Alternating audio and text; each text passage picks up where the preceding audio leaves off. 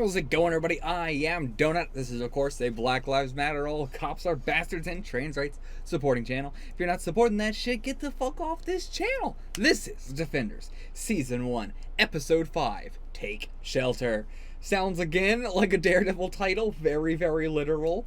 Now, yeah, I don't know. I have no other guess. It's a Daredevil title, Take Shelter. They're going to have to... I mean, we kind of took shelter last episode, so I'm not really sure how that's going to play into this, unless it's not the Defender saying it, quote-unquote, saying it in the metaphorical sense, and it is more the enemy's, the hand. But even then, I cannot imagine. That would be kind of weird, kind of anticlimactic, so yeah, I got no real guess for this one. We're just gonna find out what the fuck it means, I guess. I mean, it could just be a continuation of the taking cover in the Royal Dragon, or having to find a different place to take cover, I guess. Anyway, let's jump into this. Remember, if you want to get the early access, you can get a couple episodes ahead, or you can get full length for $4. I got some shit on the Patreon. I go check it out. I barely ever mention it.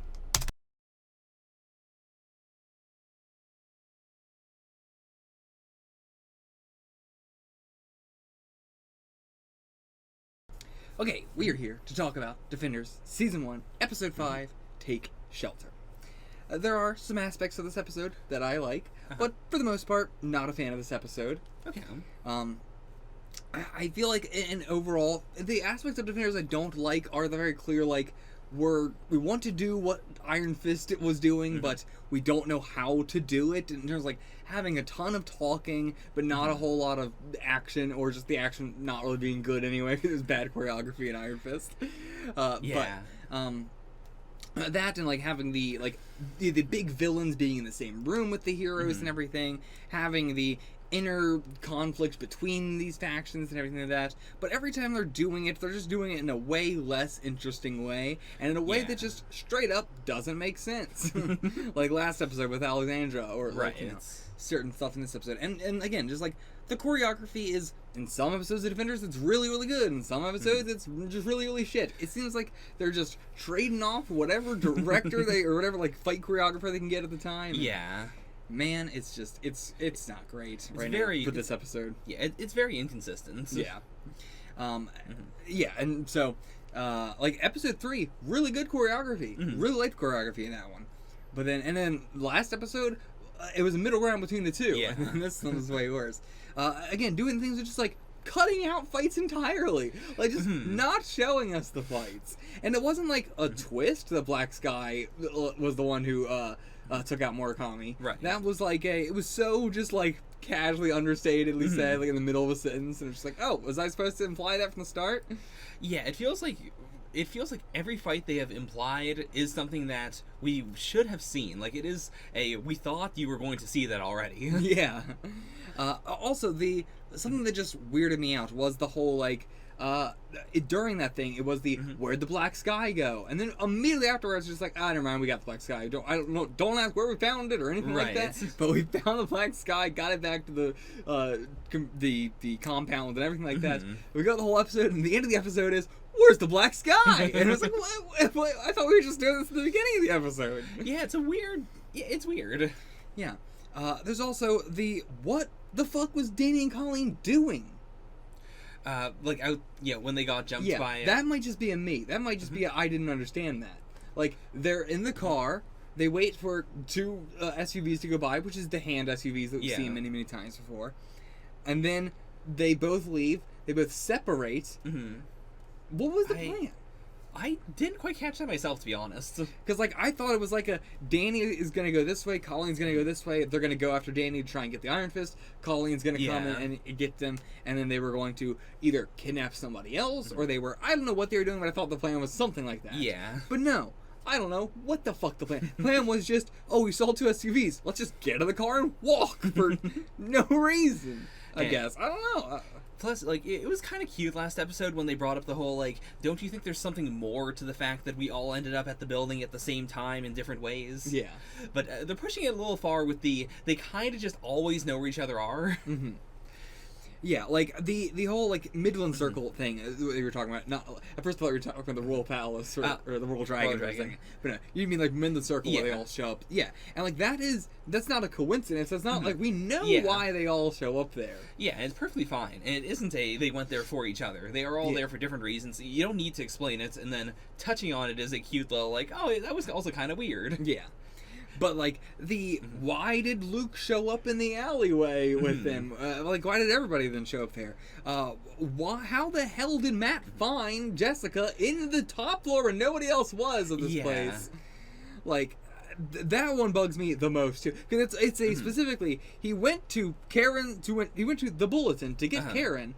And then they left together. Then he had to go home, get his suit on, go there, and do all that, and then Karen shows up at the place Yeah. after Malcolm. Which is... Or sorry, not after Malcolm, after Trish. I mean, Yeah, but that's I've said that line wrong 2 times now. But anyway, It fundamentally means that he brought up this whole thing about how she's going to be in danger, and she's like, well, I don't want to be in danger. Like, I thought, we fixed this when we separated. yeah. And then he was like, okay, now I'm going to put on the suit, which I was saying before, I'm not the guy anymore, but now Yeah. I'm going to go be the guy. Meanwhile, can you go to the cops on your own? I know the Hand is going to try and kill you, but I can't escort you. And again, how did he know where the fuck Jessica was going to be? Yeah. Like, he had to have known that Trish was having a dinner with clients at this place. And then he also had to, like, followed her up to the floor. Because it's a really tall building, too. It's not, like, if it was a shorter building or something, I could buy it as just the, like, he's on the ground floor, she's, like, 2 stories up, whatever. Something. But she's so far up that even if he heard her, it would take so long for him to, parkour his way up the side of the Yeah. building. Or, like, run through it. It's insane. I don't understand it at all. Yeah, I think this episode was just a lot of like contrivances and really Yeah. nothing really made any sense. All the Bakuto stuff with Colleen and everything in the alley, hated it. I was so excited for Bakuto to show up, and I hated his reintroduction. It was so like. It was so unbelievably forced. Right. We're gonna have Bakuto stand in front of them, but they're not gonna do anything, and then also he's just Yeah. everybody's looking right at him, and he can still just disappear for some reason. Also, the Murakami thing just disappearing, and like Right. Matt is just not using his abilities at all in Defenders. Both with the Jessica following him, didn't Yeah. hear any of that. Murakami, nothing, not even a I don't know where he went. Like, we've seen it with the ninjas before, but they didn't even do a, like, Matt equating it to the ninjas, or Right. saying I can't hear where he went, or he hit his heartbeat or anything. Nothing. Just Yeah. he jumped on this thing, we don't know where he went, and then they just are so, like, let's just forget we were in a fight entirely. Yeah, like Daredevil season 2 had its fair share of skedaddles, but I thought all of them were pretty well justified. Like, it was brought up in the season as this big, like, oh, I can't track the ninjas. This is really freaking me out. Yeah. Why they don't just do it again here? Especially since, like, Defenders has been highlighting Matt's abilities. Like, he brings it up quite a bit as a, like, I know where that person is, or I can hear the heartbeat or whatever. Yeah. Like, it is the thing that keeps him separate from everyone else. I would be completely fine with the skedaddles for anyone else if we just paid attention to the ones for Matt specifically. Yeah. Or just give us the explanations that are already there in universe for why this. Like, I'm not questioning how Murakami is able to do this. I'm questioning why the fuck Matt's reaction to it was this. Yeah. Like, was just a complete ignoring it. That's the issue. What else do I want to talk about? Yeah, I don't know. I just feel like this whole season is a problem of saying stuff but not showing stuff. Yeah, like the Black Sky has been a big thorn since the start. Yeah, all the hand members don't feel scary. Only Gal feels scary still. Yeah. Like, I'm not scared from Murakami at all. I just am not. Yeah, I really thought he'd be more badass, I like the concept of him jumping in from the roof and immediately going in for the fights. Yeah. But he's not impressive. Yeah. Like, there's a lot of stuff in Defenders is trying to do the, like, we're not going to touch on this that much because we think the rule of cool is going to compensate for it. But because it's not there, it doesn't work. Yeah. Like, there's so many things we brought up here where I would not bring it up in, in a series that has more rule of cool, because then you'd be like, yeah, I'm not thinking about it. Why would I? And, like, I hate it, because, like, in most other series, when Sawanda gave that whole speech, I would have been like then when Stick says something like, oh, you're not gonna last that long or whatever, and then he's like, oh yeah, we'll see. And then normally I would get pretty giddy at that, like, oh, I can't wait to see what this is gonna be. But my immediate reaction was like, no, I believe it's not gonna actually happen, because this series has been very consistent about not showing the cool things the characters say they can do. Yeah. And so I figured, and was right, Swanee was gonna give this whole speech about this like whole like, you're gonna treat me like a throne on this chair and everything, and then now he just kind of gets his head cut off. Yeah. It's just kind of lame. Yeah, yeah, I don't know. There's nothing interesting to say about Swan, you know? Yeah, I was really hoping for more, like, especially with the, the mind games he was trying to pull, like, yeah. I'd be fine even with the, the hard no not happening.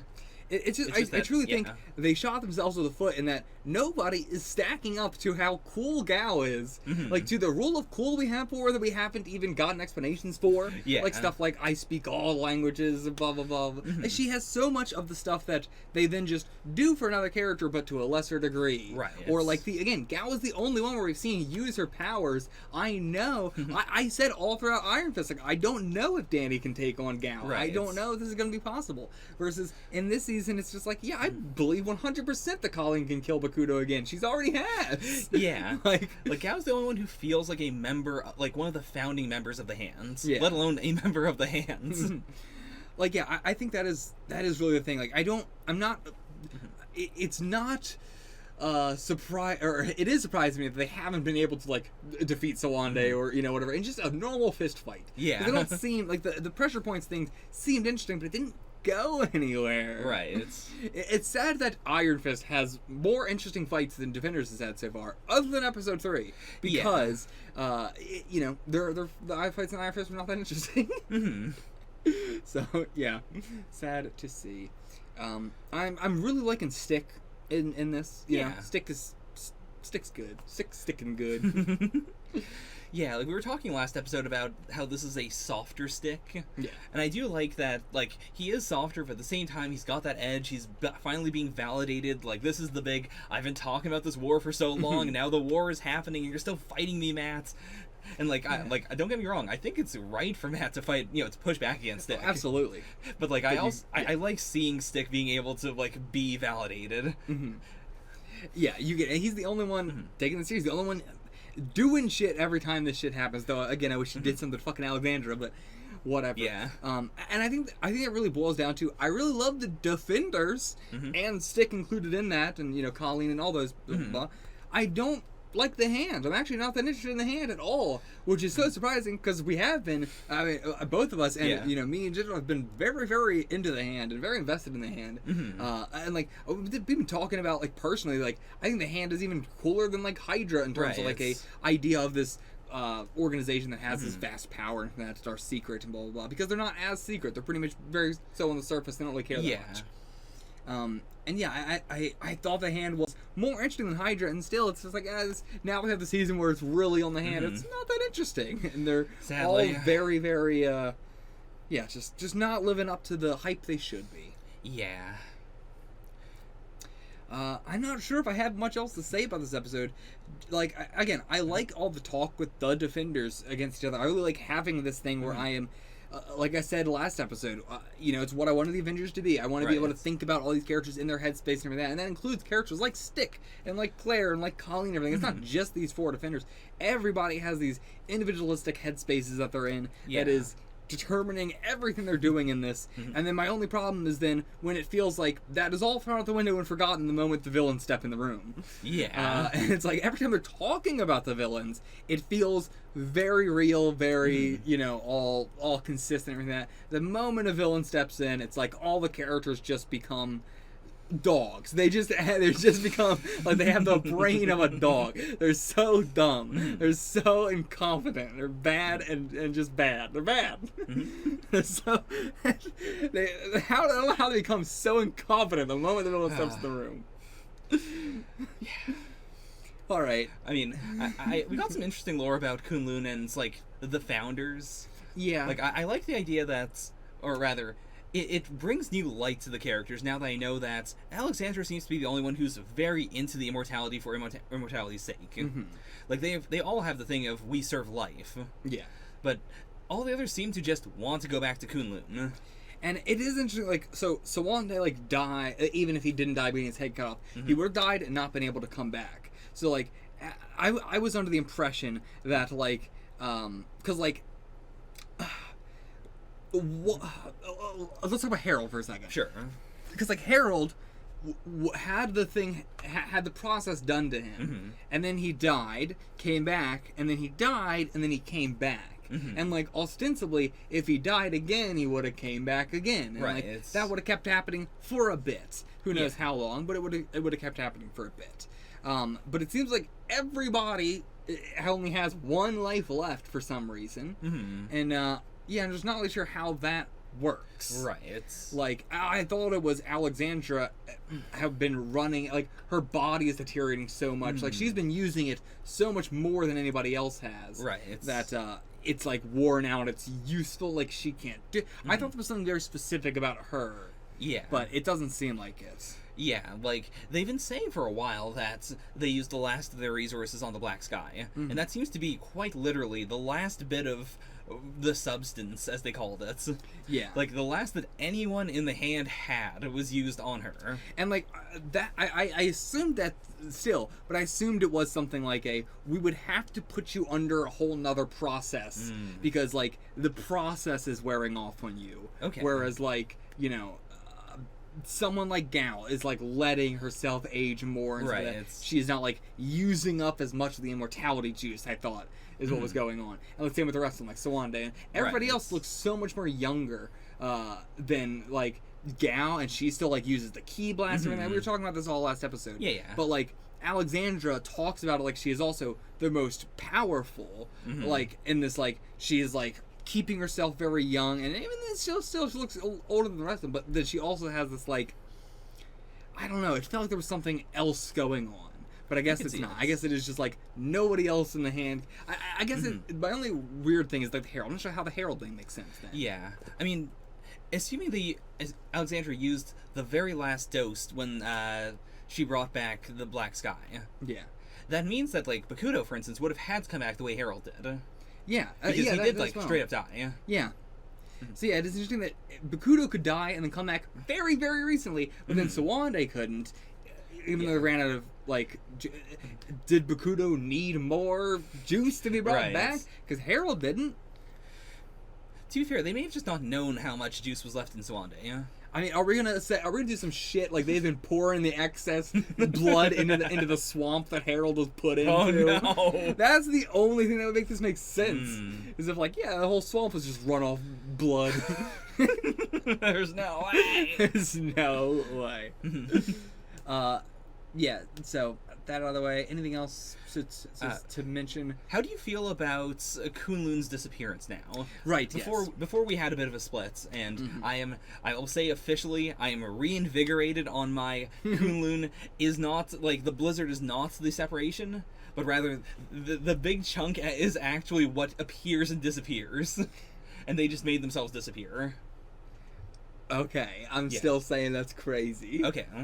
I think Kunlun themselves just said, bye-bye, peace out, and they just teleported somewhere else. Okay. And so now they need the... I don't know if they even know that Kunlun's gone, because they don't seem to be acting like it.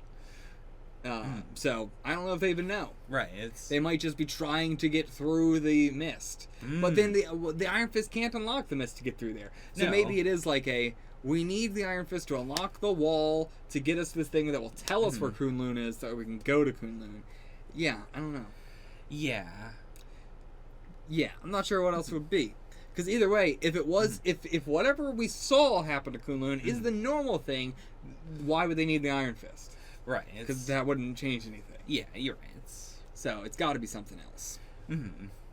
I guess it would make more sense then if that is, like, yeah, it's the second layer of protection. Kunlun is now somewhere else entirely. And again, in Iron Fist, all we saw was dead the hand. We didn't see any dead Kunlun people. The only people from Kunlun we saw that were dead were in Danny's visions and was it just in Danny's visions? Have you ever seen it? Yeah, just in episode 1 of Defenders. Yeah, because Styx people were, not exactly, from Kunlun. Yeah, so. they're the Chase. Oh, yeah, actually, we got more information on the Chase. Did we? I mean, Yeah. we got a little. I mean, I remember specifically in Daredevil season 2, you were adamant that Stick was the first Chased, or like he was the Chased, like he was the he was the young boy in the village, and he founded the Chased, and we know that can't be the case now. right, yeah. Yeah, I guess that's true. Mhm. Yeah, I didn't think about that. Yeah, which like it gives us less information overall, because that does mean that Stick is just some guy. Yeah, I mean, it tells me way less. Now it's like, okay, well, now I don't know how the fuck Stick got a part of all this. Yeah. I don't know. Mhm. I feel like I know way less about Stick now.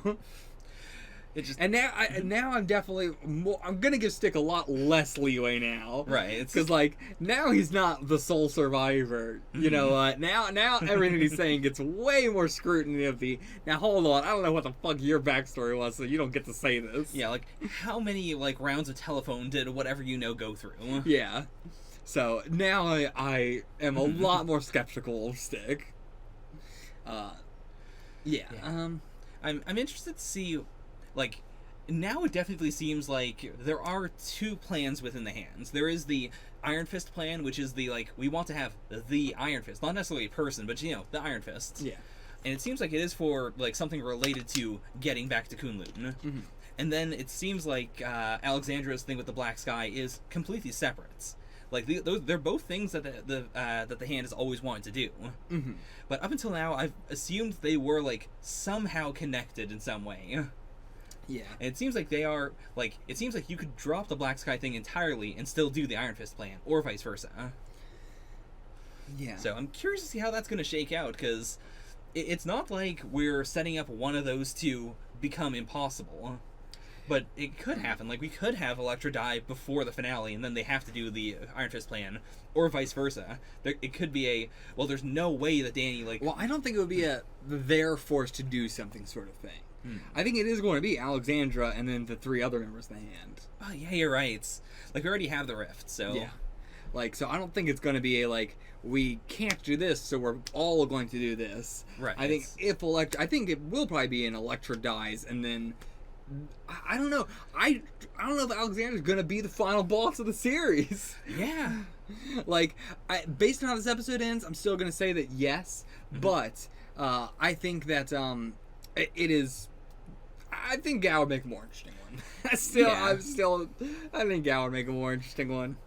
I really like the way the split works in that Alexandra is in all-in-one person. She is progressive, she is like extremely cautious, and she is like very headstrong. And those are the three things we know about the other three members. Yeah. Like Murakami is the like super out there, headstrong, you know, no holds barred, fight a lion, fight a tiger. Mm-hmm. Gao is the super cautious person, and then Bakuto is the like very progressive, let's try something new person. And I really like how like she is all of those things in just enough of a wrong way for all three of them to be her enemy. Mm-hmm. Like, they are not friends together.